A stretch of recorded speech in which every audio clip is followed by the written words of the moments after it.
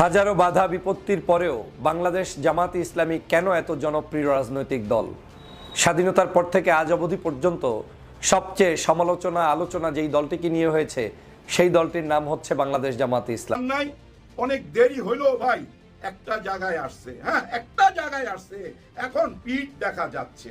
মাইনা নিছে ভাই, আলহামদুলিল্লাহ আলহামদুলিল্লাহ, বারবার বলবো মাইনা তো নিছে। হ্যাঁ, ডক্টর ইউনূস সরকারের বিরাট ঘোষণা নিয়ে এক প্রকার তোলপাড়। দর্শক, বিএনপির কোনো চেষ্টায় শেষ পর্যন্ত কাজ হচ্ছে না। জনগণের চূড়ান্ত বিজয় হতে যাচ্ছে। বিএনপির মনোনয়ন পাচ্ছেন কারা? বিএনপি কেউ জানে না। তারেক রহমান দেশে ফিরে ঘোষণা করবেন প্রার্থী তালিকা, কবে আসবেন কবে ফিরবেন কেউ জানে না। দর্শক, আজকের এই ভিডিওটি দেখলে আপনারা রীতিমতো অবাক হয়ে যাবেন। আপনারা জানেন ইতিমধ্যে আওয়ামী লীগ সরকারের পতন হয়েছে। এখন ক্ষমতায় আছেন অন্তর্বর্তী সরকার ডক্টর মোহাম্মদ ইউনূস। অন্তর্বর্তী সরকারের মাননীয় উপদেষ্টা ডক্টর মোহাম্মদ ইউনূস থাকাকালীন দেশে কি কি ঘটনা ঘটে যাচ্ছে তা আপনাদের প্রমাণ সহকারে দেখাবো। হাজারো বাধা বিপত্তির পরেও বাংলাদেশ জামাতে ইসলামী কেন এত জনপ্রিয় রাজনৈতিক দল? স্বাধীনতার পর থেকে আজ অবধি পর্যন্ত সবচেয়ে সমালোচনা আলোচনা যেই দলটিকে নিয়ে হয়েছে সেই দলটির নাম হচ্ছে বাংলাদেশ জামাতে ইসলামী। তারপরেও কেন এই দেশের ছাত্র সমাজ, যুব সমাজ, শিক্ষক, সুধী, কৃষক, শ্রমিক, জনতা, হিন্দু, মুসলমান, বৌদ্ধ, খ্রিস্টান, আলেম, ওলামা, পীর, মাশায়েখ, বিভিন্ন সোসাইটির মানুষরা আজ এই দলটির দিকেই ঝুঁকছে? এবং কেনই বা এই দলের উপরে আস্থা রাখতে হচ্ছে ঢাকা বিশ্ববিদ্যালয়ের সাধারণ শিক্ষার্থী থেকে শুরু করে বাংলাদেশের বিভিন্ন জনপদের মানুষদেরকে? তাহলে যারা বিভিন্ন প্রোপাগান্ডা ছড়াচ্ছে, যারা এই দলটিকে নিয়ে বিভিন্ন বক্তব্য দিচ্ছে, সেই বক্তব্যগুলো কি আদতেই সত্য নয়, নাকি বাংলাদেশ জামাতে ইসলামী সকল ধরনের ষড়যন্ত্র মোকাবেলা করে তার সৎ চিন্তা, আদর্শ, কর্মস্পৃহা, জনতার সেবা করে আজ জনতার হৃদয়ে স্থান অর্জন করেছে? আমার কাছে মনে হচ্ছে বাংলাদেশ জামাতে ইসলামী কারো কোনো সমালোচনা আলোচনার পিছনে লেগে না থেকে তারা তাদের কর্মপদ্ধতির আলোকে কাজ পরিচালনা করছেন বিধায় আজ জনতার হৃদয়ে স্থান অর্জন করতে পেরেছে। আমরা আওয়ামী লীগের সময়ও দেখেছি জামাত ইসলাম এই দেশের সবচেয়ে বড় শত্রুর দলে নাম হিসাবে লিখিয়েছে। আমরা বিএনপির সময়ও দেখেছি জামাত ইসলাম সবচেয়ে খারাপ একটি রাজনৈতিক দল। আমরা জাতীয় পার্টির সময়ও শুনেছি জামাতের চাইতে খারাপ কোনো দল আর পৃথিবীতে নাই। বাংলাদেশের গত 53 বছরের ইতিহাসে এমন কোনো গভর্নমেন্ট যায়নি যেই গভর্নমেন্ট টার্গেট করে নাই এই দলটাকে। কিন্তু তারপরেও এই দলে কেন এত জনপ্রিয়তা? কেন এই দলের প্রতি মানুষের ভালোবাসা? কেন এই দলের জনগণ এই দলের একজন সাধারণ নেতাকর্মী মৃত্যুবরণ করলে তার লাশটা লুকিয়ে রাখার পরেও দেখা যাচ্ছে তার গায়েবানা জানাজায় লক্ষ লক্ষ মানুষের উপস্থিতি? এর অন্যতম কারণ হচ্ছে মিথ্যা কখনো সত্যের উপরে প্রতিষ্ঠিত করে রাখা যায় না। বাংলাদেশ জামাতে ইসলামীর যে সবচেয়ে ভালো গুণ সেটা হচ্ছে তাদের বিরুদ্ধে যত সমালোচনা হয়, যত আলোচনা হয়, সব কিছু মুড়ে দিয়ে তারা সেই সময়ে সাইলেন্ট মুডে থেকে সম্পূর্ণ তাদের কর্মপন্থার আলোকে কাজ করতে থাকেন, জনতার কাজ করতে থাকেন, মানব সেবা করতে থাকেন, ছাত্রবান্ধব কাজ করতে থাকেন, আলেম ওলামার পক্ষে কাজ করতে থাকেন, ধর্মীয় মূল্যবোধের পক্ষে কাজ করতে থাকেন। একটা সোসাইটিকে ভারসাম্য রাখার জন্য সেই দেশের সমগ্র ধর্মগোষ্ঠীর মানুষদের কল্যাণে তারা অবদান রেখে নাই অনেক দেরি হইলো ভাই, একটা জায়গায় আসছে। হ্যাঁ, একটা জায়গায় আসছে, এখন পিঠ দেখা যাচ্ছে। মাইনা নিছে ভাই, আলহামদুলিল্লাহ আলহামদুলিল্লাহ, বারবার বলবো মাইনা তো নিছে। হ্যাঁ, এখন প্রশ্ন উঠছে যে এই জুলাই গণ অভ্যুত্থানের স্বীকৃতির জন্য হ্যাঁ না ভোটটা কখন হবে? জাতীয় নির্বাচনের সময় একটা ব্যালট পেপার দিয়ে দিবে যে এখানে হ্যাঁ না ভোট আছে, দেন এখানে সিল মেরে দেন, হ্যাঁতে মারবেন না নাতে। জাতীয় নির্বাচনের সময় আলাদা একটা ব্যালট পেপার দিবে, এরকম কথা হচ্ছে। কিন্তু এই কথাটা মেনে নিবে না ভাই। আমরা জনগণ তো এই সরকারের মালিক, আমরা সরকারের কাছে চাইবো, অন্যের কাছে চাইবো কেন? অন্যরা কেন বলে ঠিক আছে আমরা ছাড় দেবো, বা ওনারা ছাড় দিতে চায়, ওনাদের কাছে কেন চান আপনারা? আমরা তো চাই জনগণের সরকার যে আমাদের, ওই সরকারের কাছে, কোন রাজনৈতিক দলের কাছে চাইতে যাবো কেন? আর ওনারাই বা ছাড় দেওয়ার কথা বলবে কেন? আমাদের চাওয়া আমাদের সরকারের কাছে, যে সরকার 8ই আগস্টে এই চেয়ারটায় বসছে সেই সরকারের কাছে। আর ওই সরকার আজ থেকে 13-14 মাস আগে ওনার বক্তব্যে ক্লিয়ার করে বইলা দিছে জুলাই সনদপত্র, বিচার, সংস্কার, তারপরে নির্বাচন হবে বলছে ভাই। এবং ওনারা বুঝা শুনেই কিন্তু ফেব্রুয়ারি মাস দিছে, কারণ ওনারা জানে ফেব্রুয়ারির আগেই আমরা কাজ সেরা ফেলতে পারবো। যেমন এই যে দেখেন, একটা বড় কাজ সেরা ফেলেলো কি, সবাই এক প্ল্যাটফর্মে চলে আসছে যে জুলাই গণ অভ্যুত্থানের স্বীকৃতি দিবে। এই স্বীকৃতি মানে জানেন আইনি বৈধতা। আইনি বৈধতা মানে সংবিধানে জায়গা করে নেওয়া। জুলাই গণ অভ্যুত্থান সংবিধানে জায়গা করে নিবে, এই ব্যাপারে সবাই একমত। কিন্তু ওই একমতের মধ্যে আবার একটু কিন্তু আছে। ওই কিন্তু হইলো জাতীয় নির্বাচনের সময় না আগে চান, আগে একটা হ্যাঁ না ভোট চান। আমরা তো ভাই আগেই চাইবো, আগেই হইতে হবে। সমস্ত ষড়যন্ত্রের জাল ছিন্ন ভিন্ন কইরা দিয়া দেখেন একটা জায়গায় তো আসতে পারছি, এবং আসতে পারছি বলেই আমরা এখন পিঠ দেখতে পাচ্ছি। উটের পিঠ যখন দেখতে পাইছি ভাই, ওই উটের পিঠের উপরে চড়তেও পারবো ইনশাল্লাহ। জনগণের পাওয়ারটা কি এটা অনেক আগেই বোঝা উচিত ছিল, কিন্তু অনেকেই বুঝতে চায় নাই। যেমন দেখেন এই নগর ভবন নিয়ে যে কেলেঙ্কারিটা হয়ে গেছিল, ওই টাইমে তো ইশরাক হোসেন সাহেব যেভাবে কথাবার্তা বলতেছিল, ভয় পাচ্ছিলাম তো। হ্যাঁ, উনি 10 মিনিটের সময় চাচ্ছিল ওনার লিডারের কাছে।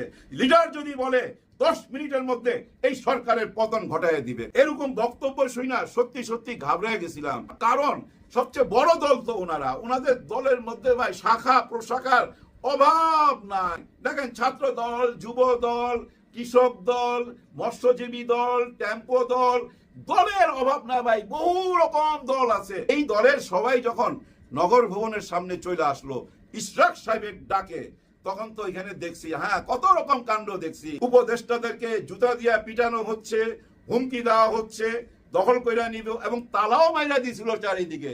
কিন্তু ওই তালাটা নিজেদেরকে যেদিন খুলতে হয়েছে সেদিনও তো বুঝা নেওয়া উচিত ছিল জনগণের পাওয়ার কি। এই সরকার জনগণের সাথে অঙ্গাঅঙ্গি ভাবে জড়িত ভাই। এই সরকারকে টিকায় রাখছে জনগণ। সেই দিনই যদি জনগণের এই ধাক্কাটা মানে জনগণের এই পাওয়ারটা আপনারা বুঝতে পারতেন, তাহলে কিন্তু আপনারা রাজনীতির মোড় ঘুরিয়ে দিতে পারতেন। হ্যাঁ, আপনাদের বোঝা উচিত ছিল জনগণ কি চায়, আর জনগণের ওই চাওয়াটার দায়িত্ব যদি আপনারা নিয়ে নিতেন, যেমন এখন নিছেন। এখন তো একটা জায়গায় আসছেন, সেই দিন যদি আসতেন তাহলে অনেক লম্বা সময় পাইতেন নির্বাচনের প্রস্তুতির জন্য, এবং পাবলিকও দেখতেন আপনাদের সঙ্গে থাকতো। আপনারা মনে করতেন দলের লোক থাকলেই চলবে, দেশের সব জনগণের মতামতের কোনো তোয়াক্কা করেন নাই। কিন্তু এখন তো বুঝতে পারছেন জনগণ কি চায়। যদি না বুঝতেন তাহলে তো এক জায়গায় আসতেন না, কিন্তু আরেকটু আগে আসতে হবে। জাতীয় নির্বাচনের আগেই জুলাই সনদপত্রের আইনি বৈধতা আমরা জনগণ অবশ্যই চাই। এর বাইরে এক পাও এদিক সেদিক যাওয়া যাবে না, ওই একই জায়গায় থাকতে হবে। যেভাবে একই জায়গায় দাঁড়ায় আছে কিন্তু জামাত ইসলাম এক চুল নড়ে নাই। যে কথা বলছে সেটা কইরা দেখাইছে। ওনারা কিন্তু কথা দিছিল জুলাই গণ অভ্যুত্থানের সাথে যারা জড়িত তাদের দায়িত্ব আমরা নিলাম। ওনারা দায়িত্ব নিছে বইলাই কিন্তু আজকে আমরা সবাইকে এক জায়গায় আনতে পারছি, না হলে আনতে পারতাম না ভাই। ছোটখাটো দল না, কিন্তু অনেক বড় দল। ওনারা 5ই আগস্টের পর ধৈর্যই নিছিল ওনারাই ক্ষমতায় যাবে। কিন্তু ক্ষমতায় যাবার জন্য যে রাজনীতিটা দরকার, ক্ষমতা যাবার জন্য যে মেধা বুদ্ধির খেলাটা দরকার, হ্যাঁ খেলতে হবে তো আপনাকে। জনগণকে তার ধোকা দেওয়া যাবে না। জনগণ আগের মতো নাই তো ভাই। গত 16 বছরে মানুষ এইটুক বুঝতে পারছে যে এই দেশকে কারা ভালোবাসে আর কারা ভালোবাসে না। আমি রাজনীতি দলের কথা বলতেছি। আপনাদের এই দেশের প্রতি ভালোবাসাটা কার কতখানি এইটুক বুঝার ক্ষমতা আমাদের হয়ে গেছে ভাই। আপনারা বড় বড় দল যারা দেশ চালাইছেন, তারা একটা ছোট্ট দল, নতুন একটা দল আসছে মাত্র এই যে 3-4 দিন আগে নিবন্ধন পাইছে, এখনো কোনো প্রতীক পায় নাই। এরকম একটা দল নিয়ে যত কথা বলছেন গত 13-14 মাসে, মনে হইতেছিল কি জানেন, এই দলটাই বোধহয় অনেক পুরনো দল আবার নতুন করে আসছে। না, একদম ইয়াং ছেলেদের একটা দল। আর এই ইয়াং ছেলেরা কারা? তারা জুলাই গণ অভ্যুত্থানের সাথে জড়িত ছিল ভাই। আর এই জড়িত থাকার কারণে ওই যে সমন্বয়ক নামে একটা দল ছিল না, তাদের অনেক ভুল ভ্রান্তি এমন ভাবে মিডিয়াতে তুলে ধরা হয়েছে, মনে হইতেছে কি জানেন, এনসিপি সবাই চালাবাস, এরা লুটেরা, এরা লুইটা পুইটা খাইতেছে। হ্যাঁ, লুটের কথা যখন আসছে, একটা কথা বলে ভিডিওটা শেষ করব। মিস্টার নাহিদ ইসলাম সাহেব, আপনার কাছে আমার প্রশ্ন, আপনি হঠাৎ করে একটা কথা বললেন যে কথাটা আমি মেনে নিতে পারছি না। কি মেনে নিতে পারছি না? আপনি বলছেন উপদেষ্টার মধ্যে কয়েকজন বেঈমান আছে এবং ওরা একটা সেফ এক্সিট খুঁজতেছে এবং বিদেশে পালায়ও যেতে পারে, ওরা কিছু টাকা পয়সা বানাইছে বা অবৈধ কাজ করছে, ওদের দিকে আপনি আঙ্গুল তুলছেন, ওদেরকে সাবধান করছেন। আমার প্রশ্ন হলো, আপনি সাবধান করবেন কেন? আপনি তো সোজা চলে যাবেন গোয়েন্দা অফিসে বা থানায়, তাদের নামে মামলা করবেন, জিডি করবেন, আঙুল দিয়া দেখাই দিবেন এই উপদেশটা এই কাজ করতেছে। কিন্তু আপনি তা না করে একটা হুমকি দিছেন, সাবধান বাণী জানাইছেন। এই সাবধান বাণীতে ওরা সাবধান হয়ে ডক্টর ইউনূস সরকারের বিরাট ঘোষণা নিয়ে এক প্রকার তোলপাড়। দর্শক, বিএনপির কোনো চেষ্টায় শেষ পর্যন্ত কাজ হচ্ছে না। জনগণের চূড়ান্ত বিজয় হতে যাচ্ছে। দর্শক, এখন নির্বাচন কারা জিতবে এটা অনেক পরের বিষয়। আমরা যারা জুলাইয়ের পক্ষের শক্তি, আমাদের জন্য সবথেকে জরুরি হচ্ছে জুলাই সনদ বাস্তবায়ন, সংস্কার বাস্তবায়ন। কারণ বিএনপি সংস্কার ঠেকাতে, জুলাই সনদ ঠেকাতে, তাদের প্রিয় ৭২ সংবিধান রক্ষা করতে তারা জীবন দিতে প্রস্তুত, নানান ধরনের চেষ্টা করে যাচ্ছে। কিন্তু না, জুলাই সনদ বাস্তবায়ন করতেই হবে। এক্ষেত্রে জুলাই সনদ বাস্তবায়ন পদ্ধতি নিয়ে তীব্র ইখতিলাফ, কোনোভাবে ঐক্যমত হচ্ছে না। আপনারা জানেন, মানে এক কথায় বিএনপির কথা এটা যে সংবিধানে হাত দেওয়া যাবে না, ওটা পরবর্তী পার্লামেন্ট দেখবে। কিন্তু না, বিএনপির এইসব ধান্দাবাজি থিওরি, জুলাই সনদ ঠেকানোর থিওরি, সংস্কার ঠেকানোর থিওরি, আওয়ামী সংবিধান রক্ষার থিওরি, জুলাই ভুলিয়ে দেওয়া থিওরি, এগুলো নস্যাৎ হতে যাচ্ছে। প্রফেসর ইউনূস সরকারের ঐক্যমত কমিশনের সুস্পষ্ট ঘোষণা, দলগুলো একমত না হলে জুলাই সনদের বাস্তবায়ন পদ্ধতি ঠিক করবে কমিশন। হ্যাঁ, এটাকেই বলে rule. Professor Yunus is a ruler, তিনি একজন শাসক। He has to rule the country. হ্যাঁ, রাজনৈতিক দলগুলো ঐক্যমত হতে পারলে ভালো, না হলে আমি নিজেই করছি, কারণ আপনি শাসক। এটাই গণতন্ত্র। যে সবাই একমত না হতে পারলে তখন অধিকাংশ জনগণ যা বলবে, আর অধিকাংশ জনগণ সরকারকে অথরিটি দিয়েছে। এটাই শাসন পদ্ধতি এবং গণতান্ত্রিক শাসন ব্যবস্থার অন্যতম একটা মূলনীতি। সরকারের একটা সার্বভৌম পাওয়ার আছে। দেশ চলছে এখন একটা সোশ্যাল কন্ট্রাক্টের ভিত্তিতে, যে সোশ্যাল কন্ট্রাক্ট ইউনূসকে, সরকারকে পাওয়ার দিয়েছে কোন সিদ্ধান্ত বাস্তবায়ন করার। সেই হিসেবে জুলাই সনদ বাস্তবায়ন করবেই। দেখেন, বিএনপি কিন্তু বাস্তবায়নেই রাজি না। ওই যে পরবর্তী পার্লামেন্ট দেখবে, ওইটি হচ্ছে তারা বাস্তবায়নে রাজি না। আর প্রফেসর ইউনূসের সব তৎপরতা এখন না, বাস্তবায়ন করতে হবে, বাস্তবায়ন নিয়ে। এখন বাস্তবায়নের পদ্ধতি যাই করুক জামাতের বা আর জুলাই পক্ষের শক্তির কোনো আপত্তি নেই, বাস্তবায়ন করলেই হলো। আপনি যেভাবে বাস্তবায়ন করে শান্তি পান, আপনি কনস্টিটিউশনাল অর্ডার ডিক্লেয়ার করেন, presidential proclamation, referendum, ordinance, whatever, but you have to implement July charter. এবং জুলাই চার্টার ইমপ্লিমেন্ট করার মানে হচ্ছে সংবিধান সংশোধন করা বা এই সংবিধান বাতিল করা, পরিবর্তন করা। কারণ তখন জুলাই সনদই হবে সংবিধান। দর্শক, এবং দেখেন জুলাই সনদ, হ্যাঁ আশঙ্কা আছে এবং হতে পারে, এটা খারাপ না। জুলাই সনদ বাস্তবায়ন যদি আদৌ সরকার নিজেদের মতো করে করতে পারে, মানে বিএনপি যদি একমত না হয়, বিএনপি যদি বাধা দেয়, এর মানে কি বিএনপি আপত্তি করলেই শেষ পর্যন্ত ডক্টর ইউনূস নিজের মতো করে বা সরকার নিজেদের মতো করে বাস্তবায়ন করবে? সেটা যদি করতেই হয় তাহলে বিএনপির কপালে বিপদ আছে। ফেব্রুয়ারিতে নির্বাচন চোখে দেখা লাগবে না, এই সরকার দীর্ঘমেয়াদে ক্ষমতায় থাকবে। ফেব্রুয়ারিতে নির্বাচন আদায় করতে হলে অবশ্যই রাজনৈতিক দলগুলোকে একমত হতে হবে। রাজনৈতিক দলগুলো একমত না হলে ইউনূস দীর্ঘদিন ক্ষমতায় থাকবে। দর্শক, আপনি দেখবেন যে এই জানুয়ারিতে, মানে নির্বাচনের আগে সরকার পে স্কেল দিচ্ছে। আপনি কি মনে করেন, চলে যাওয়ার ইচ্ছা থাকলে পে স্কেল দেয়? আরো বিভিন্ন আন্তর্জাতিক সম্পর্ক, চুক্তি, একদম ফেব্রুয়ারিতে চলে যাওয়ার চূড়ান্ত প্রস্তুতি থাকলে এত কিছু করার কথা না। মানে সরকারের হাতে অল্টারনেটিভ আছে, থাকতে বাধ্য, সরকার কিছু করার নেই। যেমন জুলাই সনদে যদি বিএনপি একমত না হয়, বাস্তবায়ন করতে বাধা দেয়, বাস্তবায়ন পদ্ধতিতে যদি একমত নয়, সেই ঝুলিয়ে রাখা মানে মূলে ঝুলানো। বিএনপির মনোনয়ন পাচ্ছেন কারা? বিএনপি কেউ জানে না। তারেক রহমান দেশে ফিরে ঘোষণা করবেন প্রার্থী তালিকা, কবে আসবেন, কবে ফিরবেন কেউ জানে না। খুবই একটা অনিশ্চিত রাজনৈতিক দল হচ্ছে এই মুহূর্তে বিএনপি। কোনো কিছুই কেউ জানে না, অথচ তাদের হলো সবচেয়ে বেশি নির্বাচন নিয়ে উদ্বেগ, উৎকণ্ঠা। ফখরুল ইসলাম আলমগীর বলছেন ফেব্রুয়ারিতে নির্বাচন হবেই। মানে নির্বাচনের সময়সীমা নিয়ে যতটা সিরিয়াস, নির্বাচনটাকে নিজের ঘরে নিয়ে আসা, ফলাফল ঘরে নিয়ে আসার ব্যাপারে ততই যেন নন সিরিয়াস।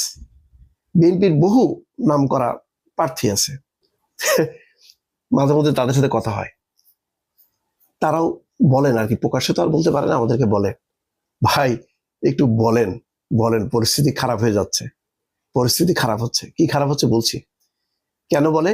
তারা নিজেরা নিশ্চিত নন যে তারা প্রার্থী, তারা যে ফুললি মানে তার এলাকায় যে বলবেন যে আমি প্রার্থী, আমাকে ভোট দাও, এটা বলতে পারছেন না। বিএনপির জন্য বিপদ তো আরো একটা আছে, সে সমমনা জোটের সমমনা যেই রাজনৈতিক দলগুলো আছে তাদের জন্য প্রার্থী দেবে, মানে কি বলে আসন ছেড়ে দেবে। কয়টা আসন ছাড়বে? 50টা 60টা? 50টা আসন যদি ছেড়ে দেওয়া হয়, ওই 50টা আসনে জিতে আসার মতন সক্ষমতা কি আছে? নেই, একদম নিশ্চিতভাবে বলা যায় নেই। বিএনপির অনেক প্রতিষ্ঠিত প্রার্থীরই নেই উঠে আসার। আমার এই কথাগুলি মনে হতে পারে যে আমি বিএনপির বিরুদ্ধে বলছি, না। পরিস্থিতি যে কত দ্রুত পরিবর্তন হয়েছে, দুইটা কারণে পরিবর্তন হয়েছে। মানুষ দেখছে যে সরকার পরিবর্তন বা এত বড় একটা আন্দোলন রাজনৈতিক দলগুলোর ভূমিকা নেই, ওই ছাত্ররা করে ফেললো। রাজনৈতিক দলগুলো অনেকটা অপ্রাসঙ্গিক হয়ে গেল, তারা পিছনে ছিল, তাদের দল বলেনি। কিন্তু মানে ধরেন আওয়ামী লীগের নেতৃত্বে বাংলাদেশের স্বাধীনতা আন্দোলন হলো, এই যে আওয়ামী লীগ বলতে পারে, এখানে কি জামাত বলতে পারে? জামাত নেতৃত্বে বিএনপি বলতে পারে? পারে না। সামনে আছে ছাত্ররা। তো ছাত্ররা এত বড় একটা পরিবর্তন করতে পারে, তখন রাজনৈতিক দলগুলো একেবারে মানে অপরিহার্য, মানে বিএনপি বড় রাজনৈতিক দল বলে বিএনপিকেই ভোট দিতে হবে, জামাত অত্যন্ত সংগঠিত রাজনৈতিক দল, জামাতকে দিতে হবে এমন কোনো ব্যাপার নেই। ব্যাপারটা যেটা হলো ব্যক্তিটা খুব গুরুত্বপূর্ণ। অবশ্যই দল একটা ফ্যাক্টর, কিন্তু ব্যক্তিটাকে, মানে ধরেন লক্ষ্মীপুর বা ফেনীর জামাতের প্রার্থীকে পরিষ্কার, বিএনপির প্রার্থীকে পরিষ্কার না, এক একটা জায়গায় 3 জন 4 জন করে। এখন কবে তিনি ফিরবেন আর কবে প্রার্থী ঘোষণা করবেন, তারপরে ঘোষণা করার পরে যে বিক্ষোভগুলি হবে সেইগুলি। দর্শক, সম্পূর্ণ ভিডিওটি দেখলেন, আশা করি বিষয়টি বুঝতে পেরেছেন। এই নিয়ে আপনার গুরুত্বপূর্ণ মন্তব্যটি অবশ্যই কমেন্ট বক্সে জানিয়ে দিবেন। ধন্যবাদ।